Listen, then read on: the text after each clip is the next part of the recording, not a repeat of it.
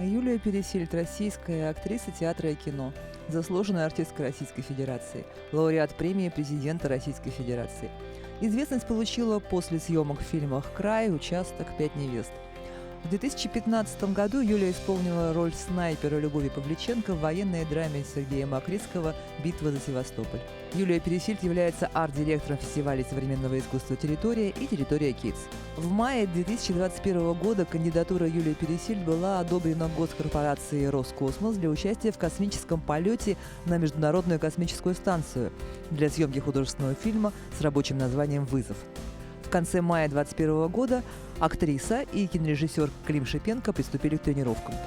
5 октября 2021 года в 11:55 по московскому времени режиссер и актриса на корабле «Союз МС-19» стартовали с космодрома Байконур и в 15:22 пристыковались к Международной космической станции. В космосе они провели 12 дней. Возврат с МКС на Землю был осуществлен 17 октября 2021 года на корабле «Союз МС-18».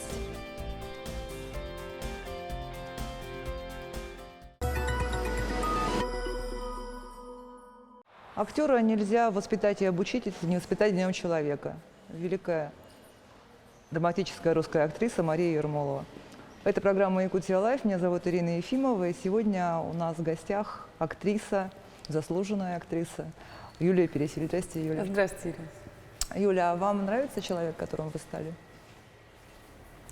Человек, которым я стала? Да. Вы как человек себе нравитесь? Ну, по-разному. Бывают разные ситуации. Иногда нравлюсь, иногда меньше. Вы говорили сразу, в одном из интервью, сразу после «Космоса», да, вы говорили о том, что космос вас прям поменял очень сильно, и что вы стали спокойнее. Да. Вот сейчас время прошло, уже действительно космос разделяет жизнь человека на до и после? Ну, я думаю, да, конечно. Потому что все равно ты что-то увидел, узнал, почувствовал. То, что было совсем тебе недоступно. Это все-таки встреча с невероятной энергией, с невероятной красотой. И это встреча, на самом деле, с самим собой в первую очередь.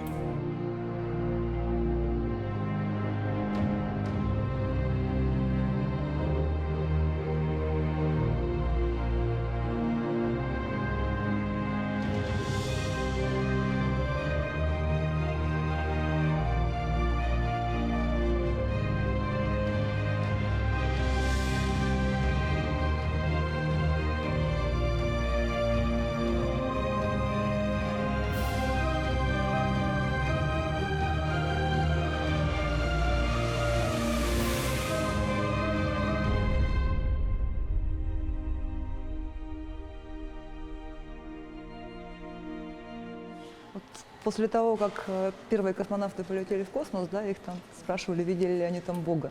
Там, ну, и такое, знаете, горы считаются священными местами, да, потому что там как будто ближе. Вот. А космос — это вот еще ближе. Какое-то такое ощущение было? Ну, мне вот кажется, что надо оставить в этих рассказах какие-то тайны. Наверное, что-то мы почувствовали такое особенное совершенно. Что это было, не хочется давать этому вот какие-то, знаете, обозначения. Но, безусловно, когда ты это видишь, когда ты видишь Землю, мысли о Боге приходят в первую очередь. Мысли о какой-то божественной красоте. У нас в Якутии, когда с человеком знакомятся, в первую очередь спрашивают, откуда ты родом, кто твои корни. Может быть, расскажите про историю вашей фамилии? Я сама из Пскова, и все мои родственники, которых, скажем так, бабушки и дедушки, все они из Пскова. Фамилия эстонского происхождения. Есть какие-то разные варианты перевода этой фамилии. Одна из них — Семейный мост. Семейный мост. Семейный мост. Как красиво. Да. Вы чувствуете в себе корни, интересуетесь своей биографией? История семьи? Ну, чем-то интересуюсь, но скорее это все равно наши бабушки и дедушки, которых мы знаем. Вот это скорее вот не так глубоко. А в Пскове вы часто бываете? Да.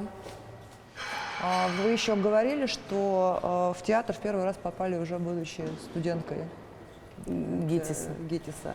А сейчас вы ходите в театр сами, как зритель? С большим удовольствием. Когда выпадает свободный вечерок, я с удовольствием бегу в театр к своим коллегам.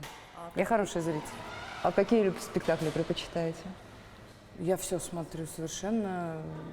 У меня нет такого, что я какие-то люблю, какие-то не люблю. Надо идти во сюда обязательно. И тем более у одного и того же режиссера могут быть более удачные или спектакли, которые тебе больше приходятся по вкусу или какие-то меньше. Поэтому в этом смысле свободный вечер и, конечно. А любимый театр – тот, в котором вы играете? Да, я люблю театр нации. И вот про арт-фестиваль «Территория». Вы арт-директор этого фестиваля.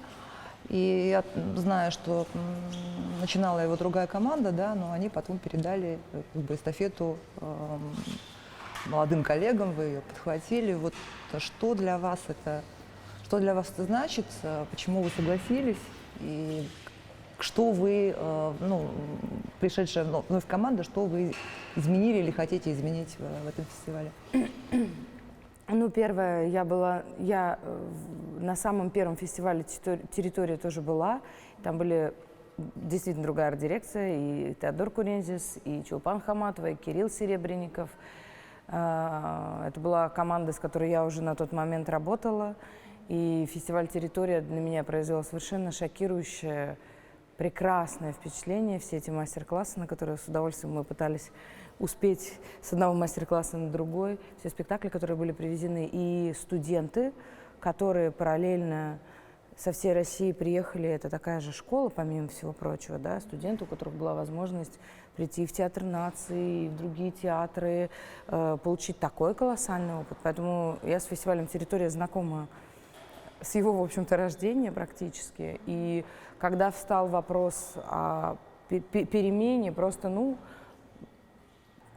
наши арт-директора по-прежнему прекрасные и гениальные, но просто они захотели, чтобы была более молодая команда, и всего лишь. Это не какое-то было, как сказать, и более молодая команда. Поскольку я этот фестиваль много лет знаю, дружу с ним, люблю его, даже не было какого-то долгого размышления. Я с удовольствием к этому подключилась, и с появлением нашей арт-дирекции, в том числе, поскольку я много занимаюсь детьми и очень люблю детей, и вообще все время переживаю, что, знаете, есть такая у актеров, я вот мечтаю играть в детских спектаклях.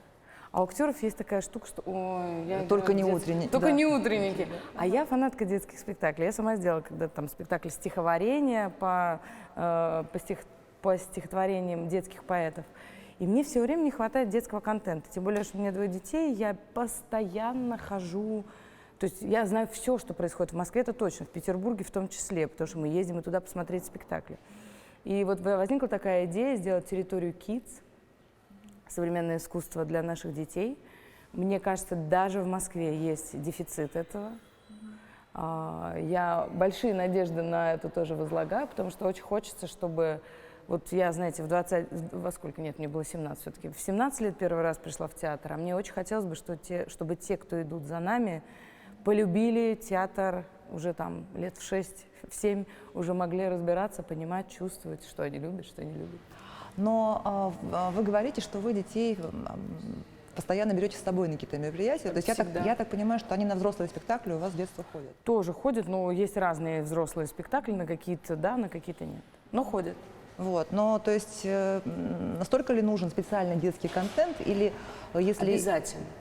Только детский контент — это не когда с детьми говорят «сю-сю-сю, мусю, пущу-пущу». Это вот не про это. Это как раз именно для этого и территория Kids нужна, чтобы говорить с детьми вот не с такой, понимаете, не с позиции сверху. Потому что на самом деле наши дети невероятно образованные и очень много чего знают. И поэтому для них, мне кажется, и спектакли, и какие-то мастер-классы можно смело делать на какие-то серьезные темы. И вот прошлый фестиваль «Территория» показал, что дети готовы к серьезным, интересным разговорам. Детским, но не, скажем так, это может быть не только развлекательный контент, но и познавательный. Вот. И вы еще говорили, что когда полетели в космос, в первый раз вы на целый месяц оставили детей. Да. Это вот... Да, первый раз в жизни своей. То есть они... Это было ужасно. Это было самое тяжелое, может быть, испытание. А они ведь все-таки вырастут, уедут. Ну, пожалуйста. Ну нет, ну тогда уж они не будут детьми. Просто я все равно считаю, что детям не столько нужны игрушки, не знаю, подушки, развлекушки и все прочее. Просто и не столько нужен там комфорт, как мы иногда, знаете, переживаем. Вот дети поздно спать легли, или там вот нужен режим, нужно еще что-то. Я совершенно по-другому к этому отношусь. Я считаю, что детям самое прекрасное, когда рядом есть мама и папа. Ну, бабушка, дедушка. Вот когда дети рядом с, например, с мамой, то им совершенно все равно, что вокруг. Ну, грубо говоря, это, не знаю, лакшери-вилла или съемочная площадка вот так с по колено в грязи. Им даже так веселее. Понимаете? Мне кажется, что детям всегда очень нужна рядом мама. Но просто больших детей можно уже в лагерь отправить на месяц. Там, ну, вот, Можно, конечно. Конечно. Вещи. Конечно, можно. Вот, но ваши дети всегда с вами. Нет, ну, в смысле, это мы не говорим про какую-то болезненную ситуацию, когда мои дети все время со мной. Они сами прекрасно существуют и без меня. Но они с удовольствием, как сказать, они с удовольствием принимают участие в процессе. Имеется в виду, что они с удовольствием приезжают на съемочные площадки, с удовольствием приезжают в театр. Снимаются сами в кино. Им интересно наблюдать за тем, как идет репетиция. Я думаю, мне тоже в детстве было бы это очень интересно. И ну, раз это им интересно... А чему вы у них учитесь? Я многому чему у них учусь. У старшей своей дочери я учусь, например, легкости, потому что для молодого поколения, знаете, для меня записать самопробы, там вот звонят, запишите самопробы, но это неделя проходит, потом пока я ищу, когда произойдет это, как... а потом обычно я все время говорю, нет, все, я не буду. И дочь моя, которая говорит, запиши самопробу, вот там текст. Она так, я куда отсылать? Я говорю, ну, давай сюда. Это раз. А во-вторых, мне кажется, они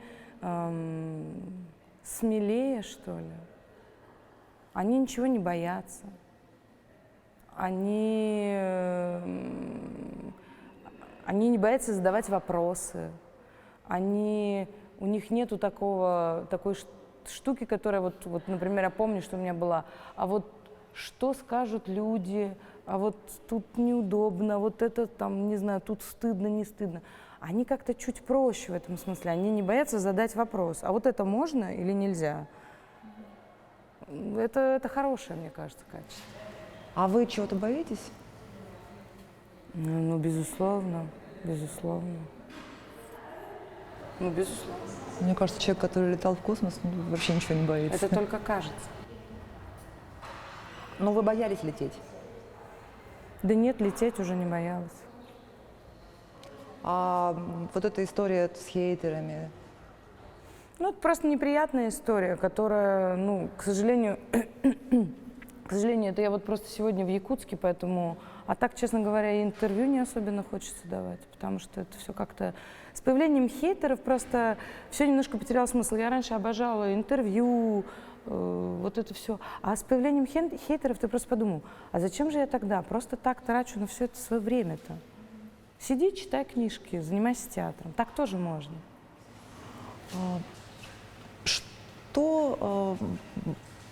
О чем может мечтать человек, который уже побывал в космосе, и мечты которого уже сбылись? Ой, у меня очень много мечт, если так можно сказать. Их масса, и хорошо бы, чтобы хотя бы какие-нибудь из них осуществились. А они связаны с вами или с вашими близкими? И со мной, и с близкими, и с детьми, и с фондом «Голчонок», и с театром. Я люблю помечтать. А то, о чем вы мечтали в детстве, а то, о чем вы мечтаете сейчас, это похоже что-то? Ну, вы знаете, я, наверное, счастливый человек, потому что огромное количество мечт из детства у меня осуществили.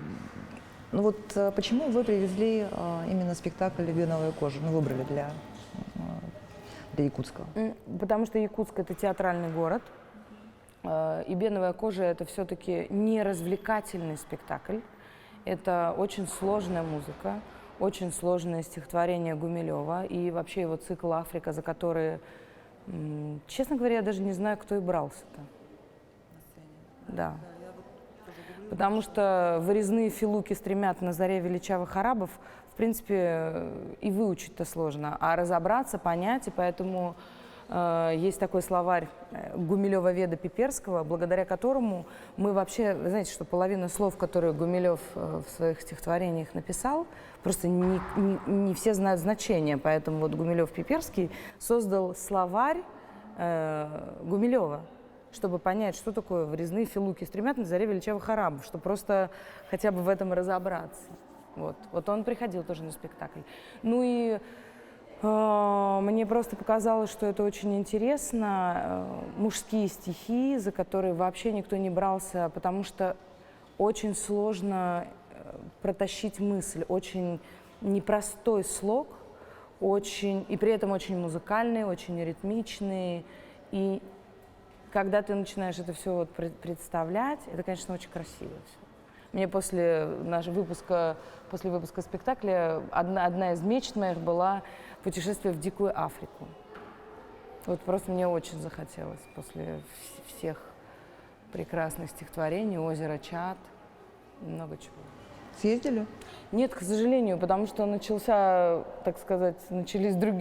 подготовка к космосу. Мы не так давно выпустили, это, в общем, премьера спектакля. Началась подготовка к космосу, но я обязательно когда-нибудь это осуществлю. А не было такой мысли, что вот, Якутия это такая экзотика, поэтому давайте тоже экзотику, может быть, поймут? Нет, при чем тут? И вообще, я честно вам скажу, я не делю экзотики и не экзотики. Я была много где в России, на Сахалине, и в Мурманске, и в Кировске, где-то далеко, и в Ханты-Мансийске.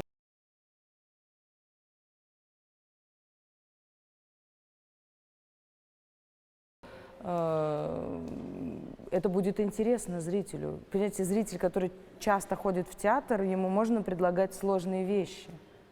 Вот. У вас в фильмографии очень много исторических фильмов, причем разных эпох. Это вот вы так выбираете или сами вас находят роли? Ну, наверное, роли всегда находят, и выбираю тоже. А вы как-то еще говорили, что вам важно с ролью попрощаться. Что вот сыграли и попрощались с героиней. Это до сих пор так? Ну да, до сих пор так. Потому что иначе это иногда бывает очень сложно освободиться на самом деле от нее, потому что какие-то роли, они так к тебе куда-нибудь так присаживаются и потихоньку с тобой дальше существуют. Но мне кажется, это прям важно прощаться с ролями, чтобы двигаться к чему-то новому в первую очередь. Потому что, в принципе, актер, конечно, все время должен быть пустым сосудом, чтобы было куда залить новую информацию, новые впечатления, ощущения, образы. То есть застрять в одном амплуа – это одно из самых страшных, вещей для актера? Ну, я не знаю, я думаю, что есть, может быть, и более страшные вещи, конечно, но мне просто не хотелось бы так. А есть роли, о которой вы мечтаете, которые вам еще не предлагали? Никогда не мечтаю о ролях. Мечтаю только всегда о том, чтобы совпало режиссер, материал и команда. Вот я всегда мечтаю только об этом. И какая-то химия появляется на площадке, Ну, да? мне кажется, да, самое главное, чтобы случался ансамбль, и тогда любой самый простой материал может оказаться гениальным, а любой самый гениальный при отсутствии команды может не случиться. Поэтому я не загадываю никогда роль. А все-таки кино или театр? Вы театральная актриса, прежде Ну, это всего, вот тоже, да? как мама или папа, да? Ну, так вот как это? Нет, конечно, и кино, и театр. А насколько вам важно, как актрисе, отражать вот в творчестве то, что происходит сейчас в стране, в мире? Важно. Ну и последний, наверное, вопрос. Не могу не спросить, космос он какой? Космос, он таинственный. Мне кажется, это самое главное. Потому что вообще тайна, таинственность, манящая таинственность во всем этом месте. Это была программа «Якутия Лайф». Меня зовут Ирина Ефимова. Смотрите нас по будням о 19:15. Расскажем, чем живет Якутия. Города, озаренные солнцем, словно склады в зеленых трущобах, а из них как грозящие руки минареты возносятся к небу, а на тронах из кости слоновой восседают, как древние бреды, короли и владыки Судана. Рядом с каждым, прикованный цепью, лев прищурился, голову поднял, из усов лежит кровь человечью. Рядом с каждым играет секирой толстогубый, с лоснящейся кожей черной, словно душа властелина, в ярко-красной рубашке палач.